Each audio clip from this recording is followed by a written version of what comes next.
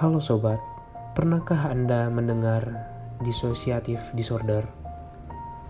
Kalau belum pernah, nah kali ini kita akan membahas apa sih dissociative disorder itu. Sebelumnya, materi ini akan dibahas oleh anggota kelompok yang beranggotakan 5 orang. Yang pertama ada Rispa Ayudia. Yang kedua ada Jessica Claudia. Yang ketiga ada Dinda Nur Aryani. Yang keempat ada Widya Putri Bahari. Dan yang terakhir ada Hari Gusramli.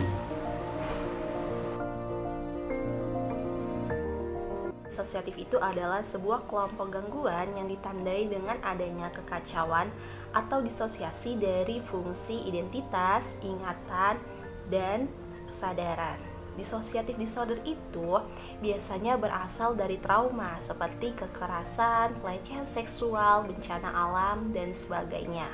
Dissociative disorder itu biasanya dianggap sebagai cara beradaptasi dari perasaan dan pengalaman yang negatif.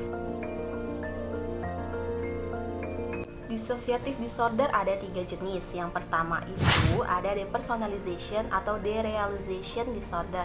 Yang kedua ada dissociative amnesia, dan yang ketiga ada dissociative identity disorder.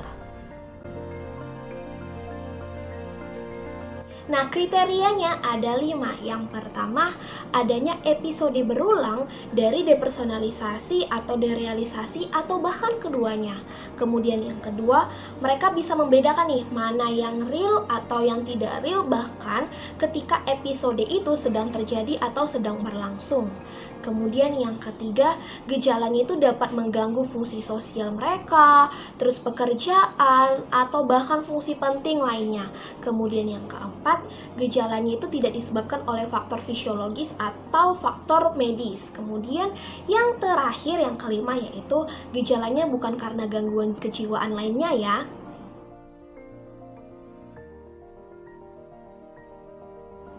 Nah, ada 2 treatment atau intervensi dari depersonalisasi disorder. Yang pertama yaitu konseling psikologis.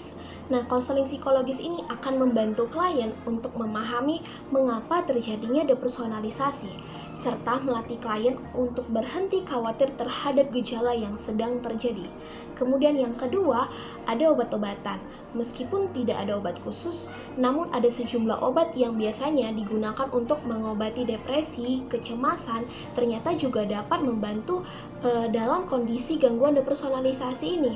Jadi ada 3 obat yang dapat meredakan gejala dari gangguan depersonalisasi. Jadi, dissociative amnesia itu adalah seseorang menjadi tidak dapat mengingat atau hilangnya memori terhadap informasi penting setelah mengalami yang namanya traumatis atau stres. Nah, kehilangan ingatan ini tidak bisa kita kaitkan juga dengan penyebab organik tertentu seperti luka di kepala atau kondisi medis atau efek langsung dari obat-obatan dan alkohol. Tidak bisa pula dijelaskan dengan adanya gangguan memori yang progresif, misalnya seperti penuaan, demensia, atau Alzheimer. Jadi sebenarnya dissociative amnesia ini bukan karena kondisi medis, melainkan itu biasanya melibatkan pengalaman traumatis atau stres.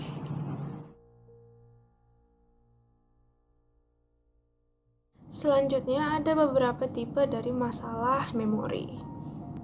Yang pertama terlokalisasi, atau bisa disebut dengan amnesia lokal, yang dimana seseorang tidak dapat mengingat suatu peristiwa selama beberapa jam atau hari setelah kejadian stressful atau traumatis, seperti adanya pertempuran dan kecelakaan mobil.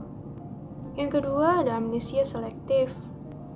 Pada amnesia selektif, individu hanya akan melupakan hal-hal yang mengganggu itu yang terjadi selama beberapa periode waktu tertentu. Selanjutnya, ada beberapa treatment atau intervensi yang dilakukan dalam pengobatan dissociative amnesia. Yang pertama ada terapi kognitif, yaitu dengan cara mengubah pola pikir disfungsional dan perasaan serta perilaku yang dihasilkan. Yang kedua ada terapi hipnosis. digunakan untuk membatasi gejala, pengendalian recall, dan dukungan pada pasien. Terapi hipnosis dapat membantu pasien untuk mengakses alam bawah sadarnya melalui terapi hipnosis. Yang ketiga, ada terapi somatik, yaitu wawancara dengan ahli farmakologi atau pemberian obat-obatan.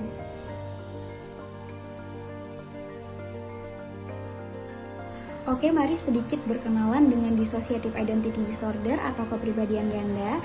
Nah, jadi ini adalah tipe ketiga dari dissociative disorder. DID adalah suatu kondisi di mana dalam satu diri individu terdapat lebih dari satu kepribadian.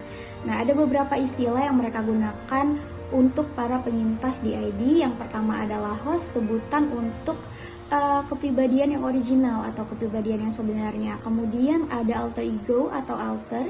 Ini adalah sebutan untuk kepribadian lain yang muncul setelah mereka mendapati abuse dan trauma. Dan yang terakhir adalah fenomena pergantian kepribadian yang sering disebut dengan switch atau split. Nah, biasanya alter-alter ini, kepribadian yang baru muncul ini akan saling bersaing untuk mendapatkan posisi paling dominan. Tujuannya adalah agar mereka bisa mengendalikan dan mengontrol si individu tersebut. Nah, kepribadian-kepribadian ini direpresentasikan sebagai defense psikologis atas abuse dan trauma yang mereka dapatkan pada saat mereka masih kecil. Nah, singkatnya, alter-alter ini ada sebagai tameng untuk melindungi kepribadian-kepribadian mereka yang terluka.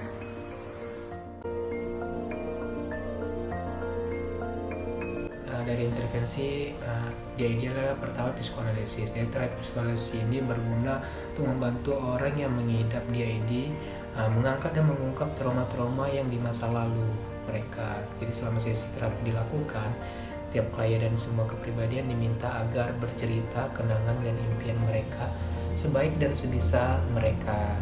Yang kedua itu adalah pemulihan kenangan. Nah, terapi ini adalah terapi hipnotis. Terapi yang dimana klien hipnotis dengan bantuan obat-obatan guna untuk membuat klien rileks dan fokus, sehingga kesadaran untuk menerima sugesti menjadi semakin meningkat dan didorong agar mengembalikan pikiran mereka kembali ke peristiwa pada masa kecilnya. Dengan melakukan terapi ini, mereka bisa jadi lebih mudah sehingga mereka menyadari bahwa bahaya dari masa lalunya saat ini sudah tidak ada dan kehidupannya yang sekarang tidak perlu dikendalikan oleh masa lalu mereka tersebut. Terus yang ketiga kita masuk ke EMDR. Jadi terapi EMDR ini adalah terapi teknik psikoterapi interaktif yang gunanya untuk meredakan stres psikologis. Nah, selama terapi EMDR ini berlangsung, si terapis akan memancing kembali pengalaman traumatis klien. Terapis akan memicunya dalam dosis singkat sementara melalui gerakan-gerakan mata si klien. Terus yang keempat itu ada farmakologis. Sesuai dengan namanya, farmakologis ini adalah terapi di mana si klien diberikan obat-obatan psikoaktif seperti tranquilizer dan antidepresan. Demikian teman-teman treatment dan intervensi DID. Baiklah teman-teman, itu tadi presentasi penjelasan dari kelompok saya. Lebih dan kurangnya kami mohon maaf dan kami mohon ampun kepada Allah Subhanahu wa taala.